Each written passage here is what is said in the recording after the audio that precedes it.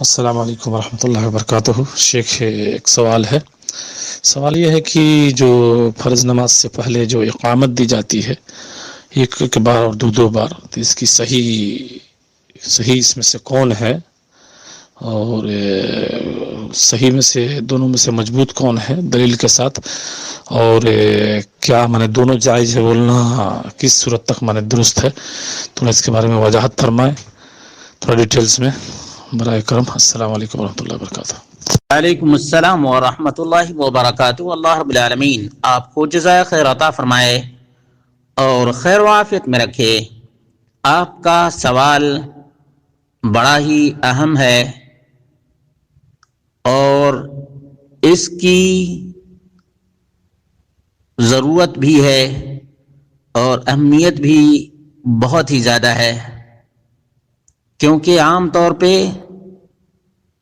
عرب ممالک میں جب کوئی دوہری اقامت کہتا ہے تو تعجب خیز نظروں سے دیکھا جاتا ہے، کیونکہ انس بن مالک رضی اللہ تعالی عنہ کا بیان ہے، امر بلال ان یشفع الاذان ویؤتر الاقامہ۔ بلال رضی اللہ تعالی عنہ کو نبی کریم صلی اللہ علیہ وسلم نے اذان دوہری اور اقامت اکہری کہنے کا حکم دیا۔ یہ مسند البزار روایت نمبر 6332 ہے۔ اسی طرح سے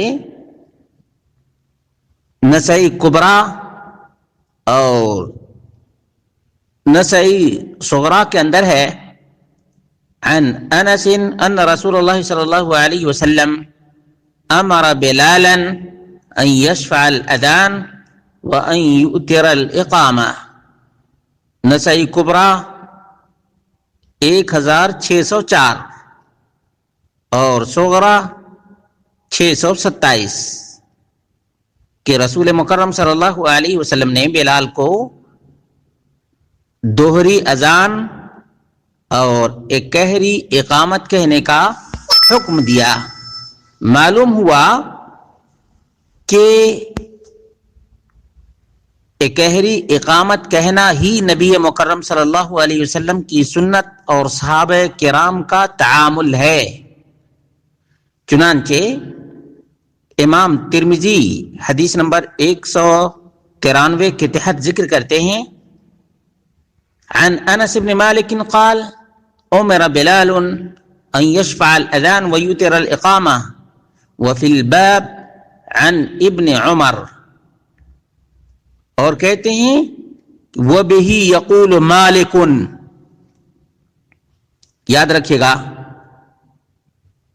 دوہری اذان اور اکہری اقامت کے قائل امام مالک ہیں، والشافعی امام شافعی بھی ہیں، واحمد واسحاق، ان تینوں اماموں چاروں اماموں کے نزدیک اقامت اکہری کہنی چاہیے، اقامت اکہری کہنی چاہیے۔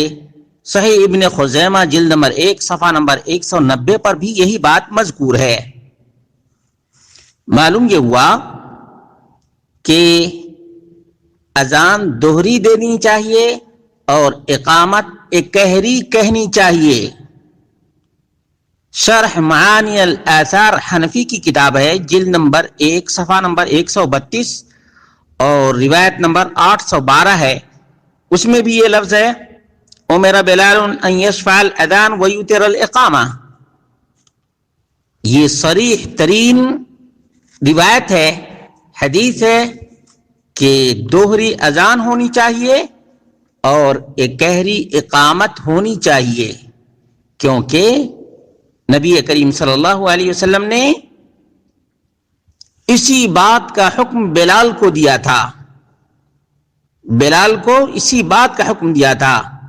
اب آئیے صحیح بخاری میں تقریباً 5 سے زائد روایتیں ہیں جن میں اس بات کی صراحت ہے کہ اقامت قہری کہنی چاہیے۔ صحیح بخاری حدیث نمبر 603، 605، 606، 607 اور 3457 ہے۔ فَأُمِرَ بِلَالٌ أَن يَشْفَعَ الْأَذَانَ وَأَن يُؤْتِرَ الْإِقَامَةَ۔ صحیح مسلم حدیث نمبر 378، ابن ماجہ حدیث نمبر 729 اور 730، سنن ابو داؤد حدیث نمبر 508۔ دیکھا آپ نے، اتنی ساری احادیث اس بات پر دلالت کرتی ہیں کہ اقامت قہری ہی کہنی چاہیے۔ مستخرج ابی عوانہ جلد نمبر 1 صفحہ نمبر 272 پر بھی یہی بات مذکور ہے۔ بیان اذان بلال و اقامتہ والدلیل علی انہ شفع لا وتر والاقامت وتر لا شفع۔ بہت ہی عظیم عبارت ہے۔ اس بات کی دلیل کہ اذان دوہری کہنی چاہیے اور اقامت قہری کہنی چاہیے، اس بات کی دلیل ہے۔ اور اسی طرح سے مستدرک حاکم کے اندر ہے، امر رسول اللہ صلی اللہ علیہ وسلم ابا محذورۃ ان یشفع الاذان ویؤتر الاقامہ۔ رسول اللہ صلی اللہ علیہ وسلم نے ابا محذورہ کو دوہری اذان کا حکم دیا اور قہری اقامت کا حکم دیا۔ مستدرک حاکم حدیث نمبر 6183۔ معلوم یہ ہوا کہ احادیث کی روشنی میں، روایات کی روشنی میں، ائمہ کے فرامین کی روشنی میں قہری اقامت کہنا ہی سنت مصطفیٰ صلی اللہ علیہ وسلم ہے۔ یہاں تک کہ حنفی کی کتاب ہے التنبیہ علی مشکلات الہدایہ جلد نمبر 1 صفحہ نمبر 496، اور اس کے رائٹر کون ہیں؟ صدر الدین علی ابن علی ابن ابی العز الحنفی، المتوفى 792۔ اس لیے یہ بات اچھی طرح سے اپنے ذہن میں بیٹھا لیں کہ جو نبی کریم صلی اللہ علیہ وسلم سے اور ائمہ اعظام سے بات ثابت ہے وہ یہی ہے کہ ایک قہری اقامت کہنی چاہیے۔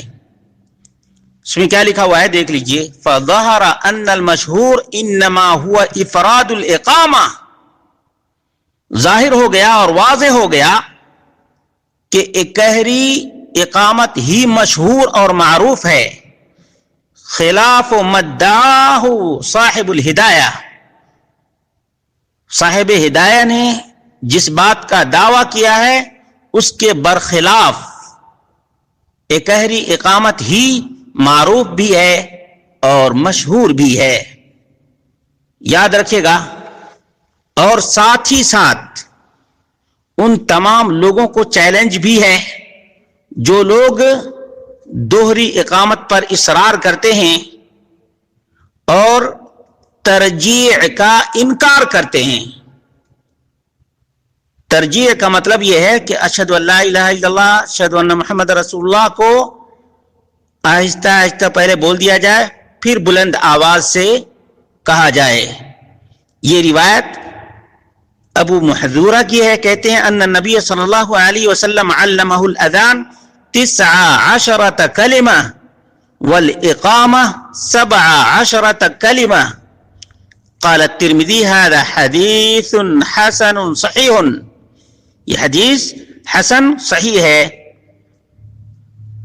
ترمذی، ابو داؤد، نسائی، ابن ماجہ مسند احمد، سنن دارمی، سنن دار قطنی، صحیح ابن حبان، مصنف ابن ابی شیبہ، ان تمام کتابوں کے اندر یہ روایت موجود ہے۔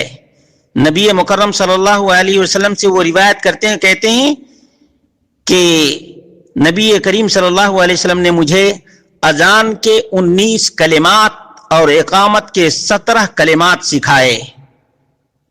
یہ ترجیح والی روایت ہے۔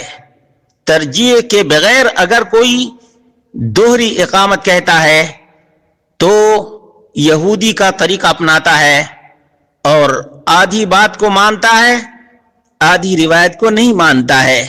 اس لیے ان تمام لوگوں کو چیلنج ہے جو لوگ اذان میں ترجیح کے قائل نہیں ہیں لیکن دوہری اقامت کے قائل ہیں، کہ کوئی ایک حدیث صحیح بھی پیش کر دو۔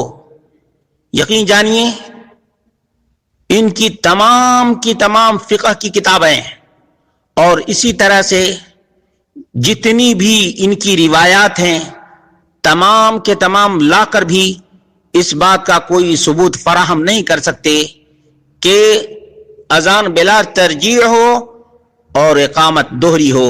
یہ بات یاد رکھیے گا۔ اس لیے آج کل جو اذان بلال رائج ہے اس میں ترجیح نہیں اور نہ دوہری اقامت ہے، بلکہ بلا ترجیح اذان کے ساتھ ایک قہری اقامت کہنا ہی مسنون، معروف اور مشہور اور تمام کتب کے اندر مذکور ہے۔ اللہ تبارک و تعالیٰ سے دعا کرتے ہیں کہ اللہ رب العالمین مذہبی تعصب سے بالا تر ہو کر کتاب و سنت کی پیروی کرنے کی توفیق